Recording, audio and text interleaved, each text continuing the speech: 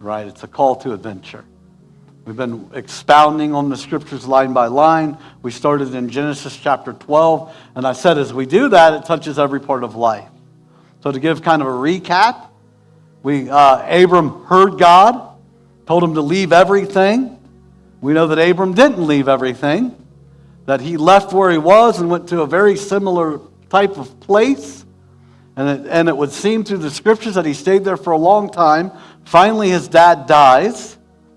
And it says that he leaves at 75 years old, and he's obedient at this point. He begins to take a step of obedience to God, and it went from he heard God to God appeared to him. God appears to him. He's a smart man, so he builds an altar and calls upon the name of the Lord. He gives a sacrifice to God where he appeared to him. But it says that there were people in the land that God promised to Abram. Right? He gets to that place, and God appears to him and says, okay, Abram, this is the land that I'm going to give to you. It doesn't look like what Abram thinks it should, so he moves from that place to another place. And then a famine comes. The serpents are biting. The hardships come. It doesn't look like what he thinks it's supposed to. The promise isn't instantaneous. The promise is eternal. Man, we'll give up something for the now for the sake of the eternal, and it's not a good deal. It's not a good investment. So Abram does that, and we talked about how the famine came and he went down to Egypt. We talked about this going down to Egypt. It's not just a geographical descent. The rabbis talk about it being a spiritual descent. Anytime you go down to Egypt, it's not a good place to go to. How many of us have went down to Egypt? I certainly have. Now, Egypt is a bustling civilization already in Abram's day. It's a beautiful place. It's kind of reminiscent of Babylon, Haran. There's idol worship, there's money, there's trading, there's people. It's cities. So it looks familiar to him. How many of us are tempted to run back to what looks familiar?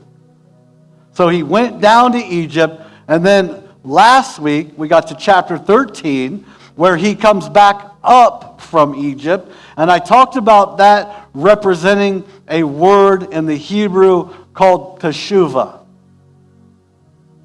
Teshuvah means, does anybody remember? Repentance. Now in the Hebrew, the word repentance means a returning. And it's very interesting in the scriptures, he returned the same way that he came from, where God appeared to him. Now I love it. In the Greek, I shared with you that the word repentance is metanoia, and it's defined as a changing of mind. But I like the Hebrew definition better. I think teshuvah is really what we need to grasp for. We don't just need a changing of the mind. We need a returning to our created purpose and value. That's what Abram did when he went back to the place that God appeared to him, as he returned back to his created purpose. He was created to be a father of many nations. He was created to be the father of Israel, the lineage. He was created that through his line, through his seed, the Redeemer of the world would come. That was Abram's purpose. He teshuvah, he returned, repented, went back to the place that the Lord appeared to him, and stepped into his eternal destiny. Now the beautiful thing is, like I shared last week, and I'm sharing it now, is it's not too late for you and you haven't went too far. Egypt isn't too far south. You can turn right now and go back to, you can teshuvah today and return to your created purpose and value. You haven't missed it. It's not too far. It's not too late. But today is the day, not tomorrow, not next week, because you aren't promised tomorrow or next week.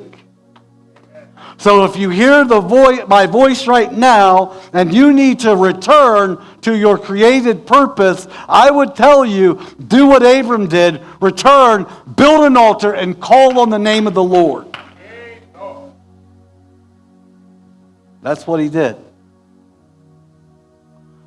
Now last week we got to the point to where Abram and Lot as well, they left. And this is the crazy thing, right? So Abram descends into Egypt and he compromises his wife. He lies on his wife. That's why I say it touches every part of life if you go through the scriptures line by line and pay attention. So he compromises his wife because God promised him the promise and not Sarai, not Sarah. He's the one.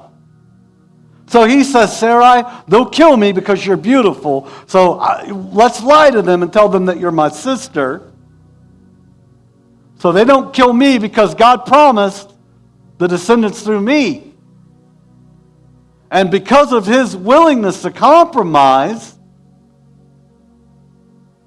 this king of Egypt, this Pharaoh, this uncircumcised one, takes his wife. And there's questions about what that means. But man, when we read in the Bible that Isaac gets Rebekah and takes her for his wife, what does that mean? That means they were intimate. So his compromise, his willingness for the sake of the promise, is to compromise something good that God's already given him. It's the very thing that led him into Egypt. But again, God's grace and mercy allows him to be ejected out of Egypt. And God he sends a plague on Pharaoh. And he even says it was for the sake of Sarai. Because she's an important part of the promise as well. And then the Pharaoh pushes Abram out with all of these riches. So he goes down there and he gets wealthy. He gains more cattle and more sheep and flocks and more people. And the Pharaoh sends him out with all of that stuff. So, but what does it do? Because Lot got sent out with the same thing. It creates an issue and a problem between Abram and Lot. Abram went down to Egypt and he learned a lesson. But we're going to see that Lot, there are two different visions going on between Abram and Lot. Two different set of eyes. One's looking with the right now eyes, looking for instant gratification and satisfaction. And there's one looking with eternal eyes of faith. And I talked last week about some of y'all got lots in your life that are dragging you down and pulling you down. And man, you need to let them go. You need to let them go. Sentimentality is killing you. Sympathy is killing you. Your sympathy and your sentimentality for somebody is stopping you from having the fullness of God. You're saying, I want mine and I'll let you go. I won't go where you go and I won't stay if you stay. You can go ahead and go, God, because that's what I want.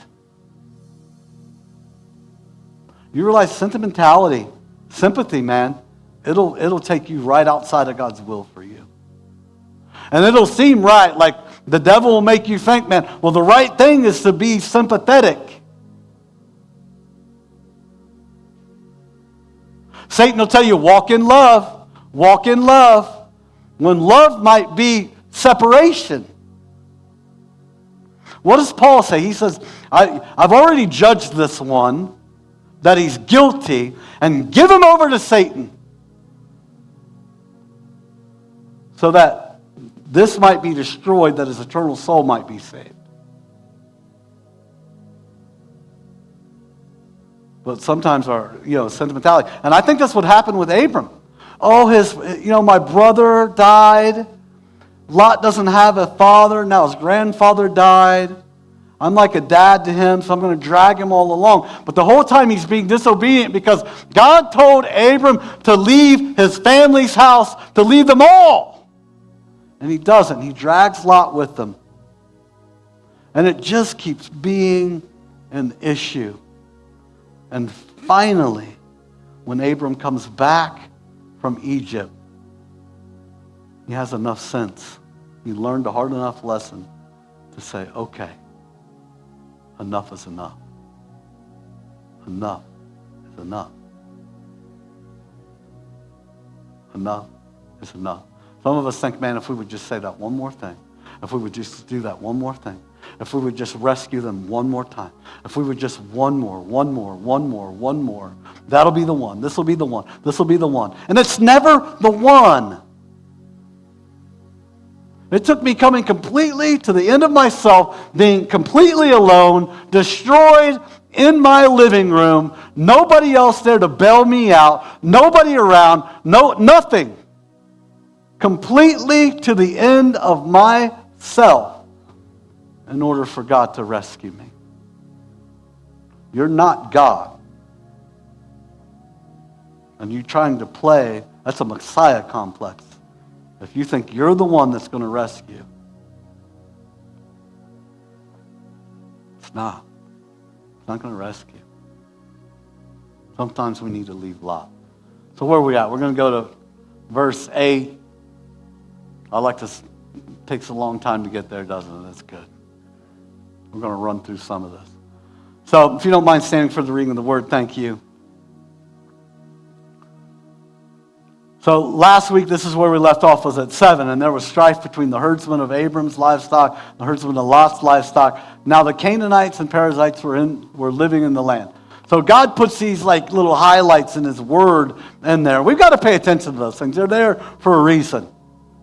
Like when we read, like listen, Genesis isn't just cool stories. It's an actual historical account, and it's spiritual. What does Paul say about the Torah? The instructions, or the law as we call it. It's spiritual. We're the problems, not it. It's spiritual. So we need to pay attention. So those are there. I talked about how, the rabbinic thought is that there was issues between Lot's concept of the promise to Abram, so the land is already theirs, and Abram's understanding of the promise that it's actually a future promise and it's not now. So it was causing issue and strife between the herdsmen, which is a view of the issues of the thought process of the leadership, right? Lot is the leader. Abram is the leader. They had different visions and different thought processes about what was going on. And this is where we are. So Abram said to Lot, please let there be no strife between you and me, nor between my herdsmen and your herdsmen, for we are relatives. Is the entire land not before you? Please separate from me. Go ahead and please be seated. Thank you, guys. Finally, Abram says, please separate from me. If you choose the left, then I will go to the right. If you choose the right, then I will go to the left. Look at this. We're going to see a difference again between the two people. Abram is willing to give Lot whatever he wants. You make the decision. You make the choice. Here's the two different heart postures. You choose. What does Lot do? Lot raises his eyes and saw the vicinity of the Jordan, the valley of the Jordan, or some say the plain of the Jordan. It's a basin, and it's a beautiful area. It's a huge basin where all the water flows to the lowest part. So it's well watered everywhere. This was before the Lord destroyed Sodom and Gomorrah. So, hey, why is that there? Like the garden of the Lord, which is Eden, like the land of Egypt going towards Zoar. So Lot raises up his eyes. Now, this statement, when someone raises their eyes, should raise awareness in you.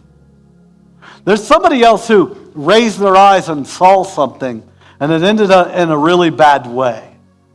Genesis chapter 3, I think it's verse 16. The woman saw that the fruit was good. She was looking with her eyes. It's the lust of the flesh, the lust of the eyes, the boastful pride of life. So Lot lifts up his eyes. He raised his eyes and he saw that this land looked easy. Now it's interesting, this word vicinity or valley or plain is kikar in the Hebrew. And it actually means like round loaf. And other places in the Bible it'll be like kikar lechem, which means round loaf of bread. So the rabbinic thought is that bread is easy. Bread is the substance of life. So one man thinks that you can live by bread alone. And it looks well-watered. And this well-watered statement is thought to mean it's easy, the easy road. So Lot looks and it looks good. It looks like the Garden of Eden. Well, there was some bad stuff that happened in the Garden of Eden, right? It looks like Egypt going towards Zoar. It's fruitful looking. It's bustling with life and provision. It's easy provision. And there's a city there. So Lot chose for himself all of the provision of the Jordan. And Lot journeyed eastward. Now, eastward is interesting. So when Adam and Eve were ejected out of the Garden of Eden, guess which way they were ejected? To the east. When Cain killed his brother and was sent away, guess which way he was sent away? To the east. The east it means something. Now Abram settled in the land of Canaan while Lot settled in the cities of the vicinity of the Jordan and moved his tents as far as Sodom. Now the men of Sodom were exceedingly wicked sinners against the Lord. So finally Abram says, I'm going to settle in the place where the Lord showed me. He's finally obedient to God, and he separates from the last remaining family member of his father's house. You see that? Now look at the two different things. Abram settled. So Abram left once, and he never leaves again. He learned a lesson. Lot, he's got a tent, but man, he goes as far as Sodom. Now the men of Sodom were exceedingly wicked sinners against the Lord. He didn't just move that way. He chose to take his tents as far as Sodom. He saw the wickedness. He saw the provision. He saw the bustling, hustling things. And he ran after it and settled there. So he even built his temporary tent near the cities of Sodom. And we know what that leads to, right? His wife gets turned into a pillar. I mean, the man is willing to give up his virgin daughters. And we could wrestle with that. Well, yeah, he knew they were angels. Yeah, I don't know. But he was willing to give up his daughters. And then what ends up happening? Incest. I mean, it's just bad, right? So he saw, but it starts with he saw with his eyes. He raised up his eyes and saw that it looked good and wanted the instantaneous results right now. The kingdom of God is not, what is it, McDonald's, Burger King, da-da-da-da-da. Have it your way.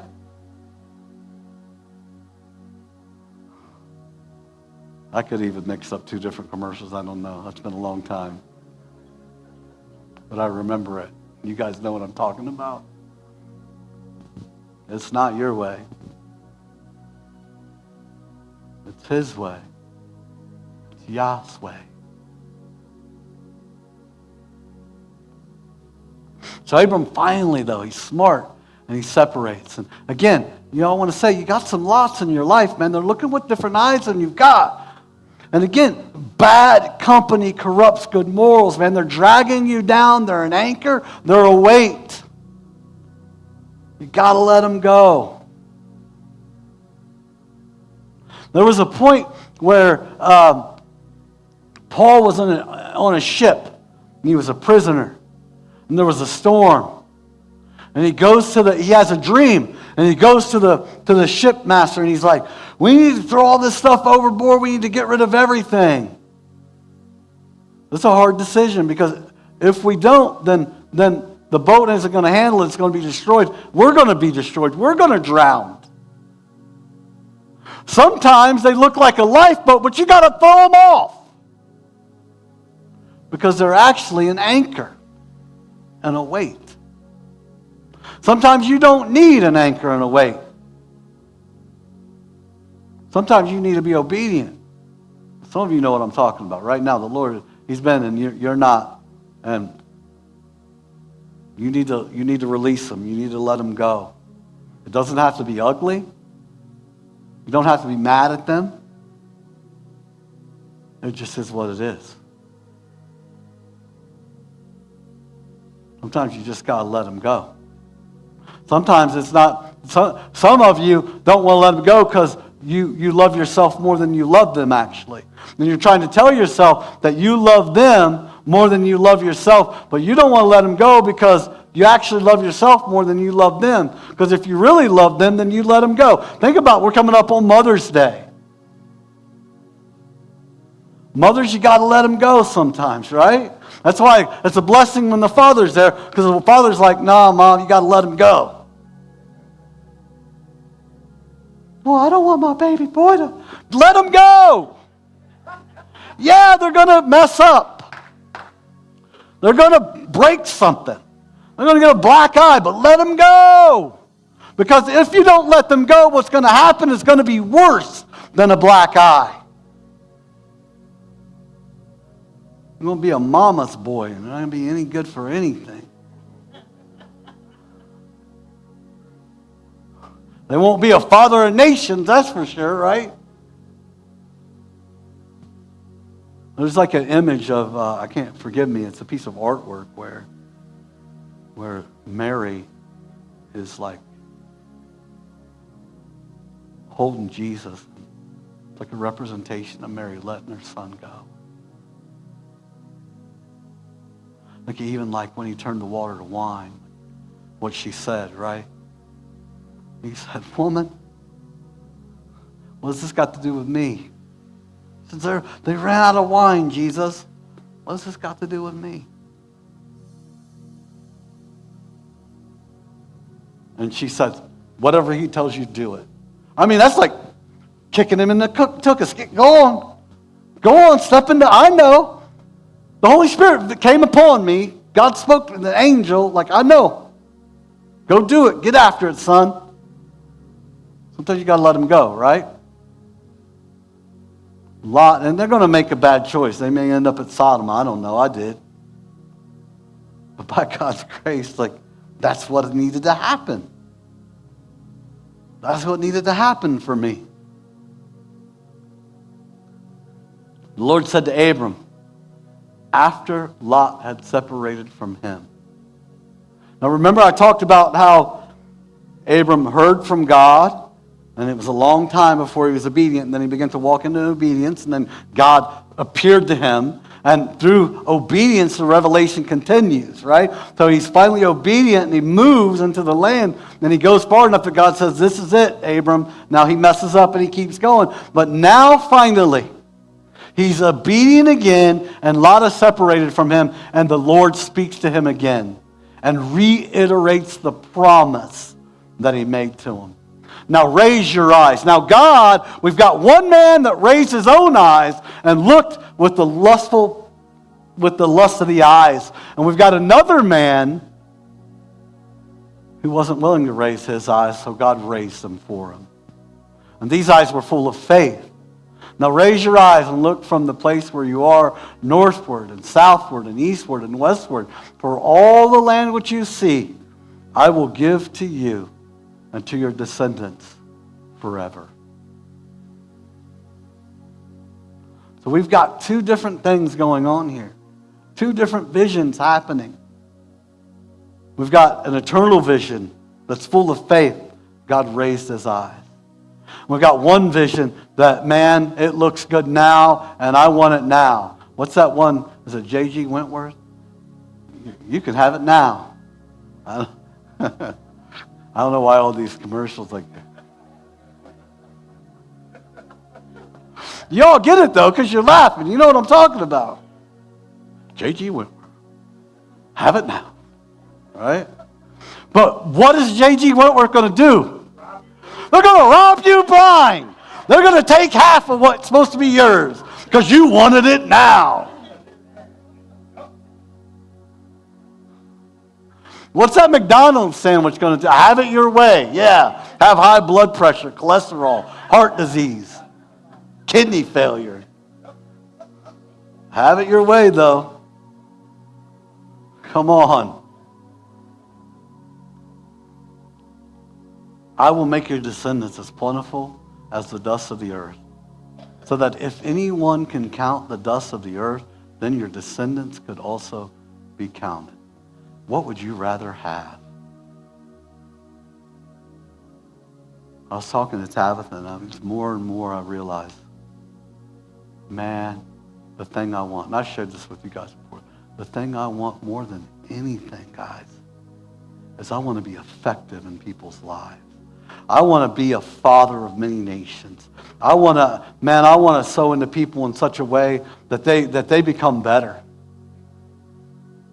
Man, I want to raise up children. I want to raise up a generation. I want to raise them up, man. I don't care. I don't need the credit. I don't want any of that. I want to be effectual on this earth for God's glory and His purposes, man. I want to build His kingdom right here in and through His sons and daughters, man. That's all. That's what I want.